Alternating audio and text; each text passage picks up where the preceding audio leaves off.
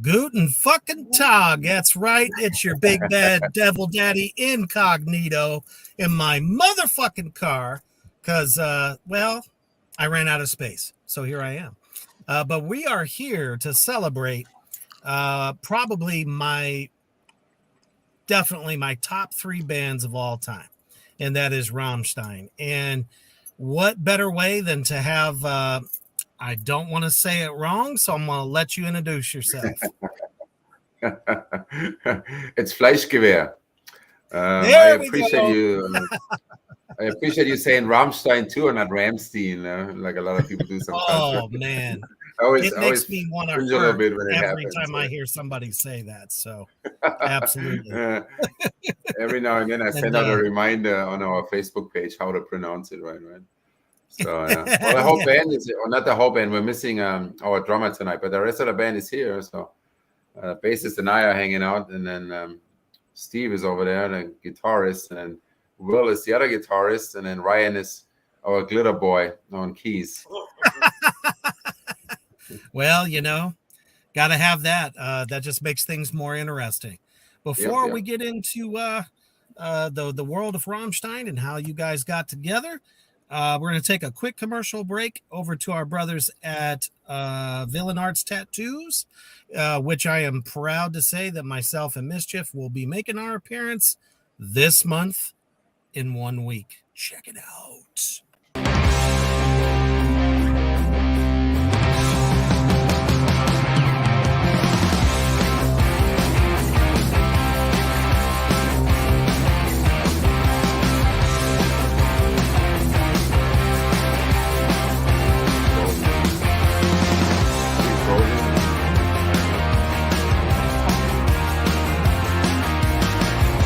Move your head.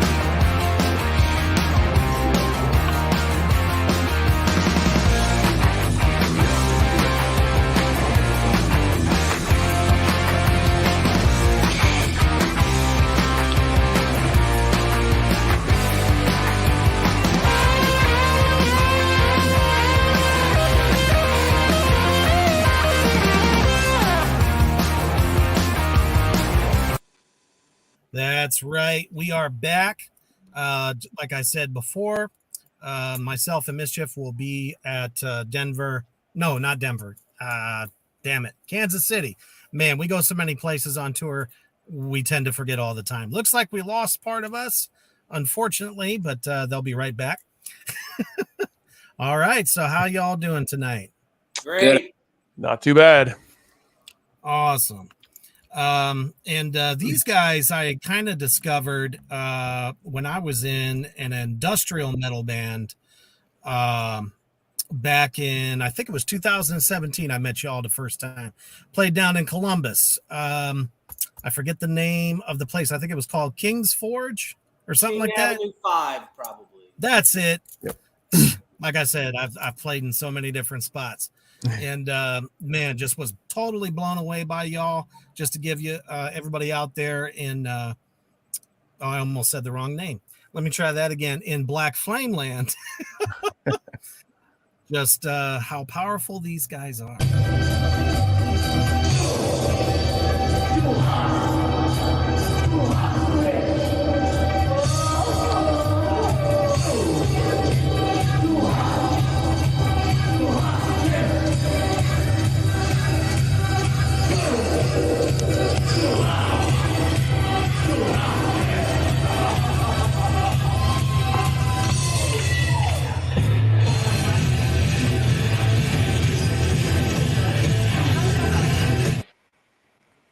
nobody brings the Rammstein experience quite like y'all. So all of my viewers, you guys are really in for a treat tonight. Share this shit out now. Share it everywhere. I don't care what you're doing. Stop it. Grab a drink and join this broadcast. And hello to everybody out in the comments section as well. So how did you guys get together? Take it away, Frankie.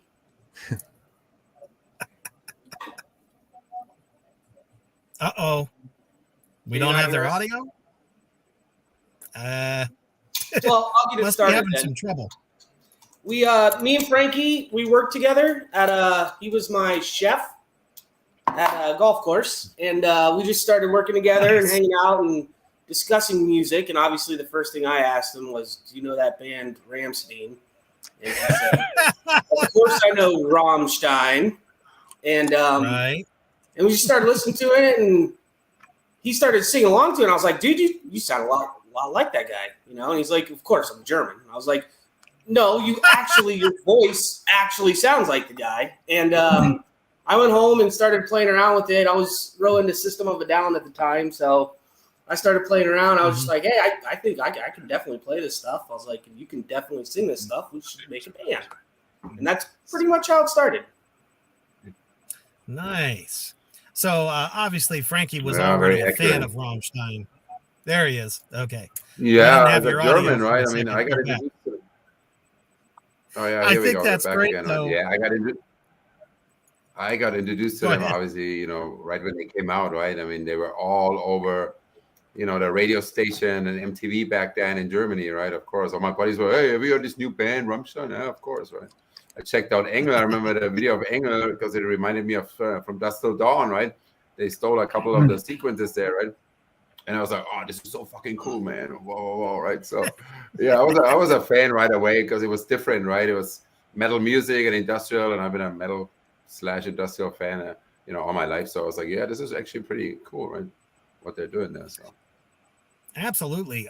Definitely the darkest thing, especially I could definitely say for the States, was used to, I mean, we're talking, they came out, I think, 1995, and the first time any American audience ever heard Rammstein was on the David Lynch film, Lost Highway.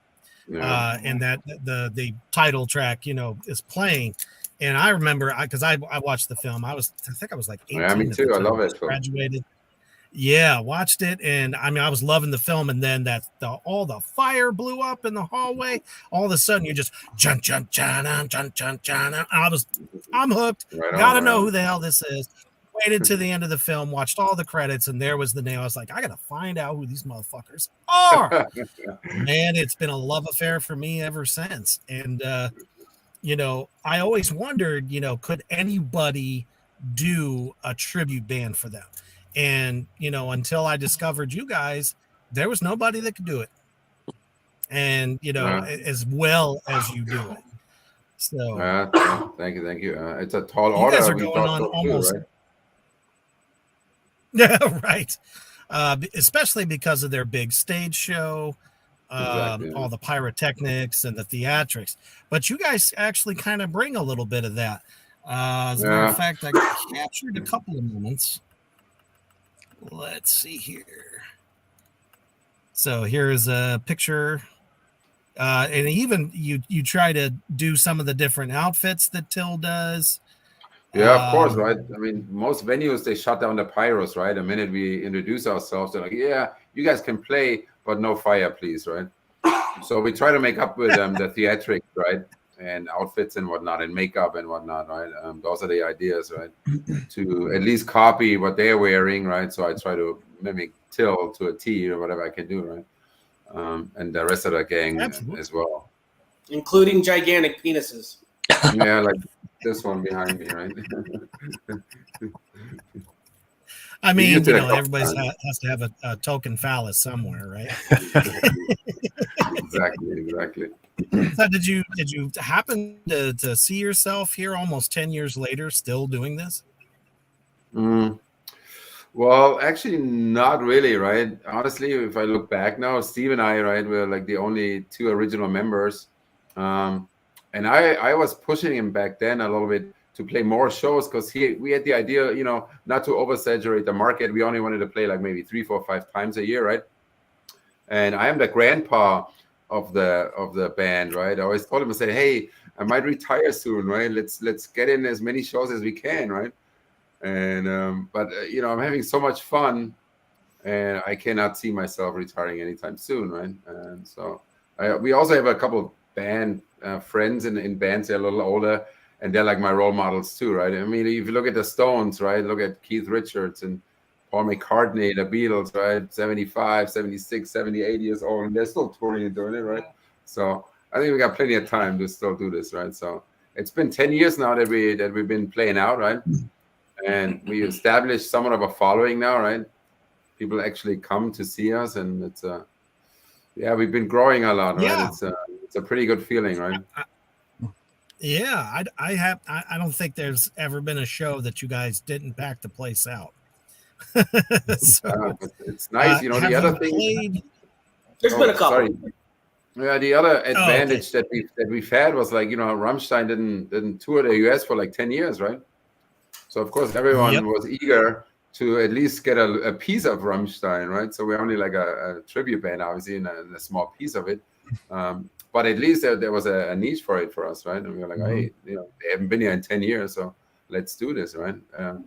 They came back last year for the first time in I don't know how long, but they finally toured the US again, right? And then everyone, a lot of my friends, they went too, and they were like, oh my God, we got to see them finally and all that, right? So, pretty cool. I wonder if they found the way to keep themselves relevant and popular by doing that, because most bands, as you know, they just keep going, album after album, and then things start to get stale. But it's like when they come back, the album's fantastic.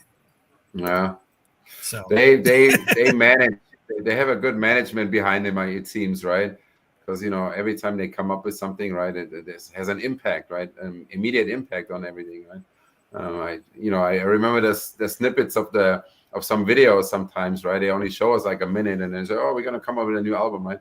And everyone is blown away by their work. Then, right? Sometimes they disappear for 5, 6, 7, 8 years and don't do anything, right? And then come back with really solid work again, right? I mean, the band can speak for them too, right, Neil? I mean, those albums they came out with the last couple of years, right? We all like them. We're always happy when they come out with new stuff because that means we can play some new songs, right?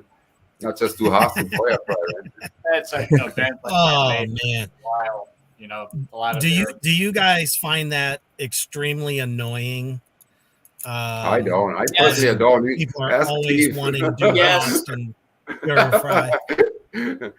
Well, the band doesn't like to Haas anymore. They don't want to play it, right? But I tell you what, live, to me, it's one of my favorite songs to play and to perform because, I work the crowd a little bit, right? I get everyone singing along with me, and then it's a lot of fun, right? So we all headbang to it, right? And then what's not to like about that, right? When the whole place is going crazy, right? I mean, I don't like suppose practicing it. Right. There you go. It's like, you ask anybody in the U.S., hey, you ever heard of Rammstein? Oh, that song, Du Hast, right? I'm like, they got like 10 fucking albums. Learn another song, please. If it gets them in the door, Yeah, for sure. And, if you're going to cite that album, there are so many other great songs off there. Angle, Zensuk, the title track is still one of my favorites off that record. So as we just said, they have so many albums. How do you guys go about putting your set lists together? Oh, we lost them again. Shit. Well, the way we'd done it for years was every band member would just pick like 2 songs that they wanted to play, and we would learn them. And then of course we always have Du Hast, Feuerfrei, and Lynx. Those are always on the set list, and then we kind of build around it from Lynx there. Never gets old though. Yeah, and like I said, I don't like practicing Du Hast on a Sunday afternoon, but when we're playing it live, it is amazing because the crowd does love it, and that is the one song everyone knows.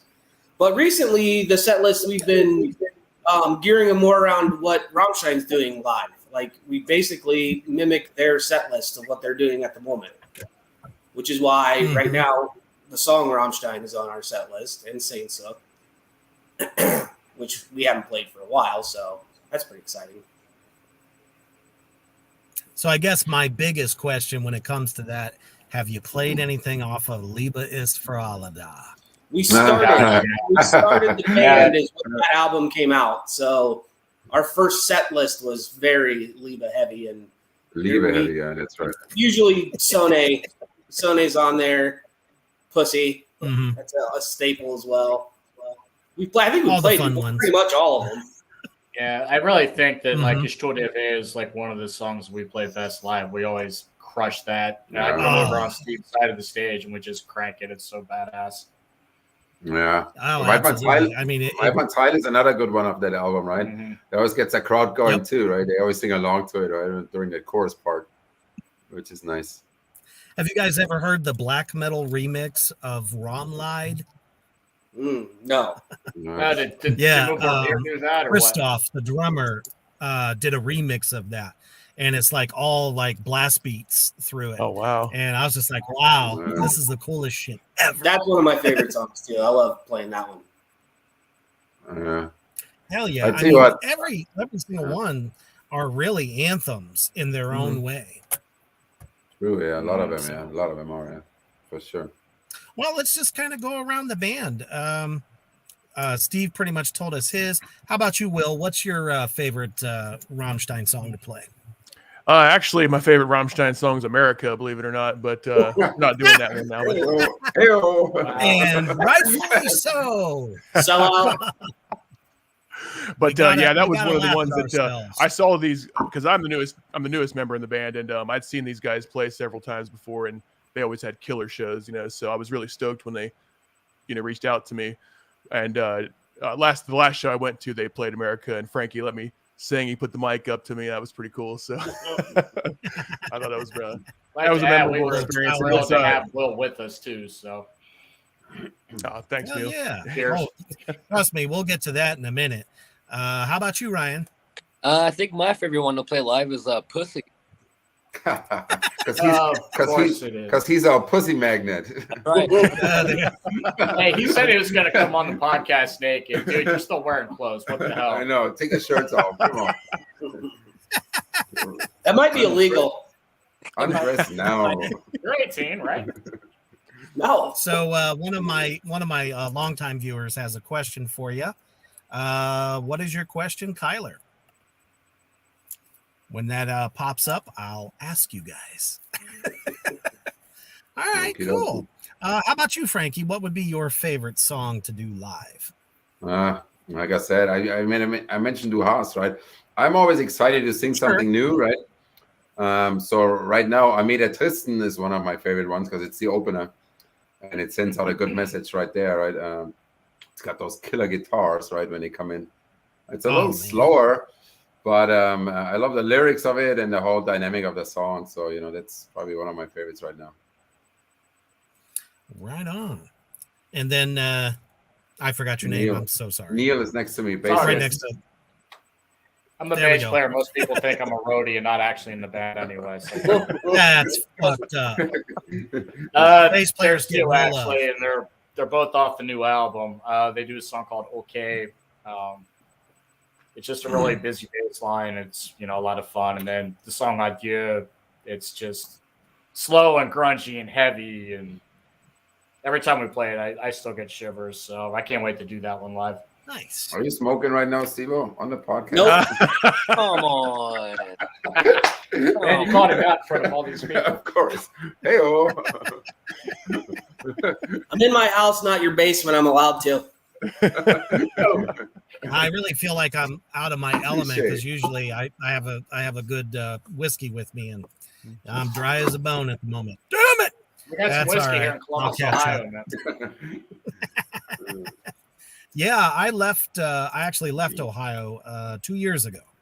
So I'm out here in the Midwest now. It's definitely a much better vibe. I don't know how far out you guys have toured yet or played other states, but Midwest is definitely people go and want to see live shows. So how far have you guys kind of went? Obviously from Ohio, it's kind of like a midpoint to the East Coast. So have you come out west at all, or any plans for that? Well, actually, we played in Chicago in 2019 at the Forge in what's it called? Joliet, how to pronounce it? Joliet, yeah. Oh, Joliet, yeah. Joliet, yeah. Land of the Blues Brothers. Yeah, the Forge, yeah. It was exactly. Venue, yeah. We played there, and then we played a couple times. We played in Akron, Ohio, and then also Cleveland, right? We played at the Fantasy Club, the world famous Fantasy Club in Cleveland, right? I think 9 Inch Nails played there, right? They started out there, right? And a bunch of other bands, right? It was really cool. Huh? They invited us Marilyn up there. Manson played there before traveling, right? Big. So definitely been doing some traveling, and if a good offer comes, I always say that to people, right? If you want us to come, play in your city, you gotta pay us, right? Pay the expenses, and then we'll come and play, right? Yeah, and that's where a good manager comes in. Yeah, exactly. So. Let me see here. So Kyler says, what is your favorite Rammstein song, and what draws you to that song? I don't even know if he even wrote this right. Maybe you guys can decipher. I love Donaukinder and Stein um Stein. Stein um Stein, yeah. Yeah, that's a good one. Both of those are up there for me. Yeah, they're both great songs.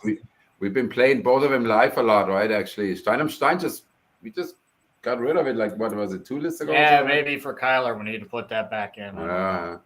Those are 2 great songs. Yeah, Kyler's out in Virginia, so if you guys want to, go over to Virginia, he'll be there. Yeah, he'll roll out the red carpet. Far, right? We can go there. We got bad. You need to set it up, hey Kyler. Just set it up, man. Exactly. That's one of the things I was. Hell yeah. I had a Black Sabbath tribute band on my show about a month ago.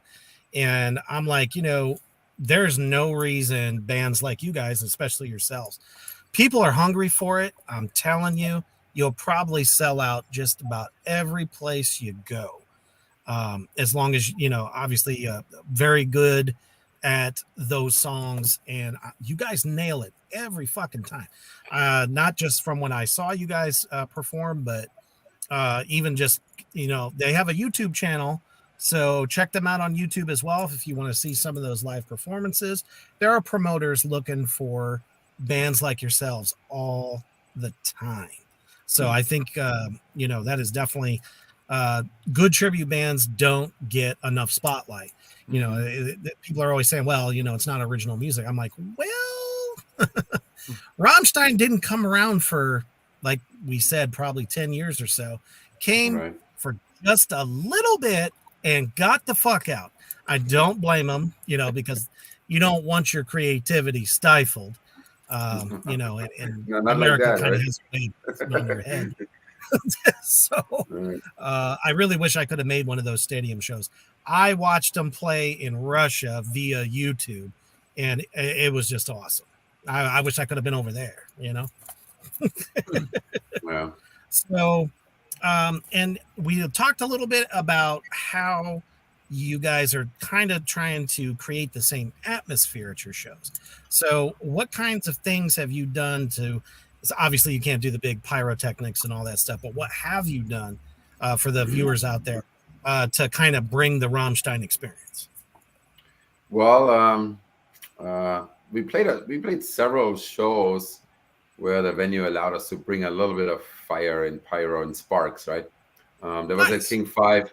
They opened up to us. We kind of became the house band there a few years ago. And then the guy was like, I trust you guys. You've been behaving well, right?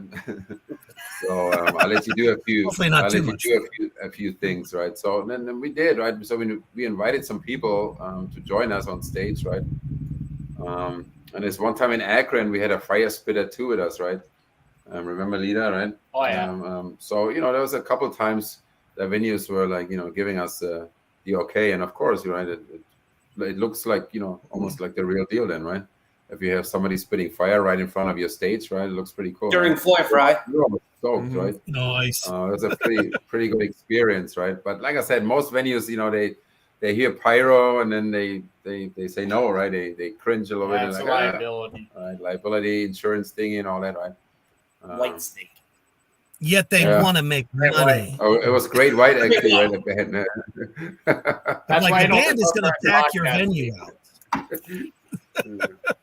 Got another question here from the comment section. Who are your favorite bands besides Rammstein, and any kind of other influences you have as a musician? Look at Steve; he's already pointing at his posters. Go figure it out. Yeah, why don't you start, Steve? What's your favorite band in Aussie? Yep. I always say 1 and 1A is Zeppelin and Nirvana. So I was definitely more into the classic rock grunge stuff. Wasn't until, like I said, I got into System of a Down, a little bit heavier stuff, and then started playing it, and it was so much fun to play, and that's what kind of got me into the Rammstein too. Is just how much fun it is to play. So Gojira is out for you. Yes. Awesome. Nice. Next.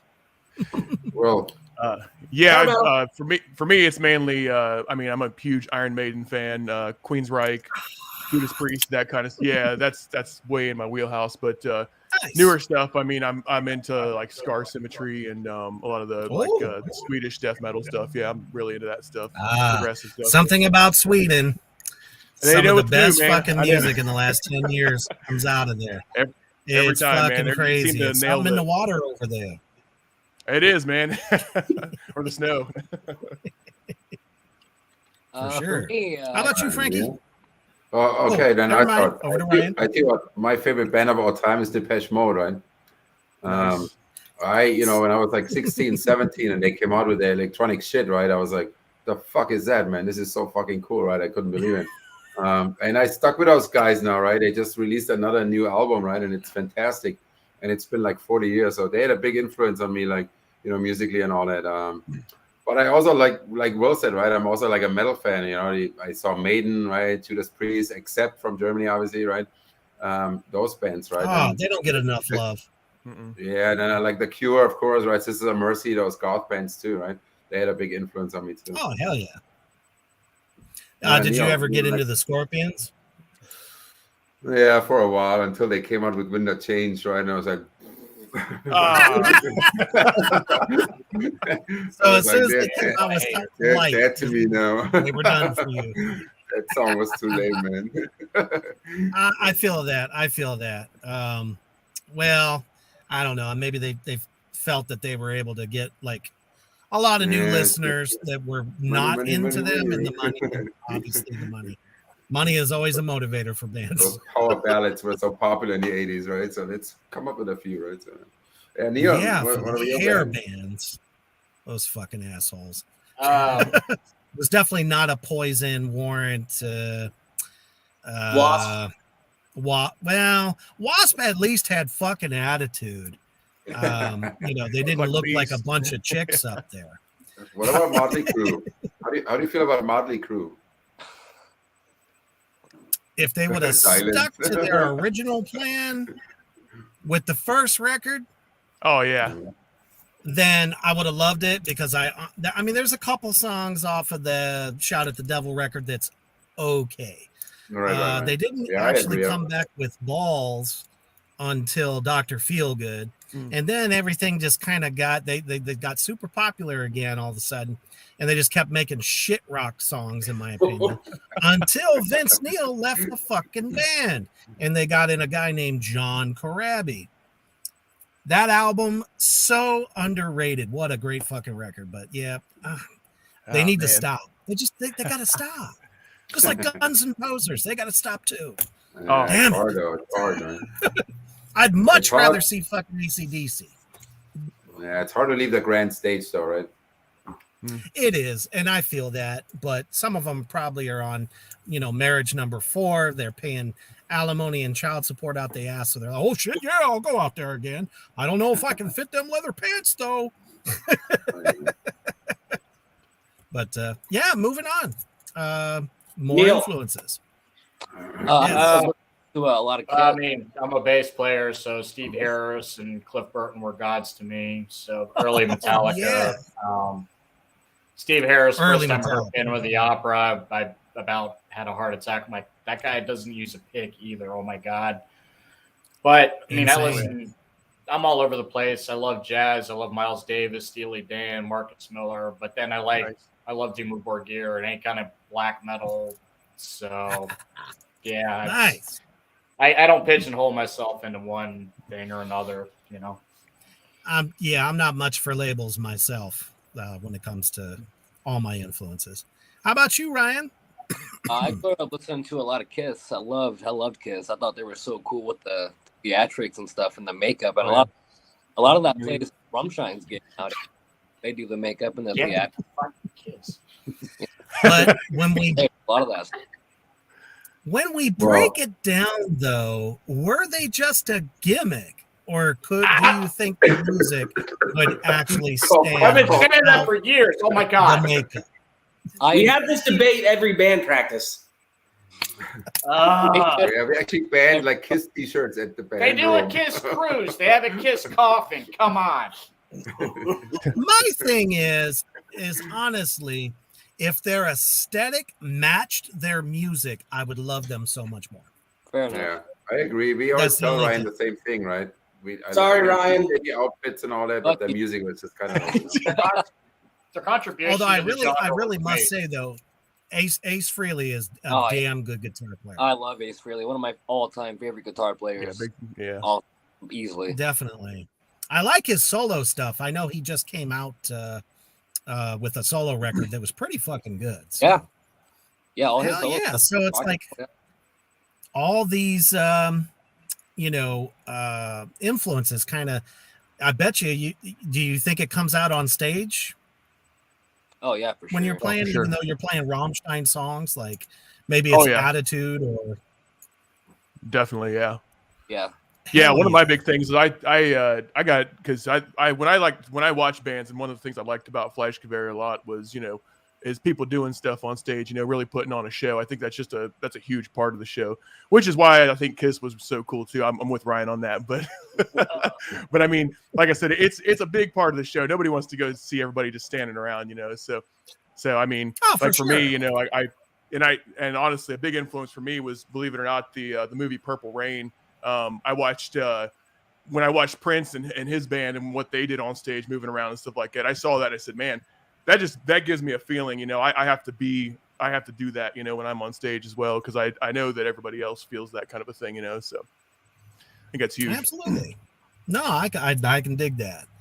And we kind of touched upon this before, just how strikingly similar, Frankie, your voice to Till. And that's kind of like one of the biggest, things about Rammstein that's so recognizable. Do you get that a lot? Do people, tell you, you're just sound just like her?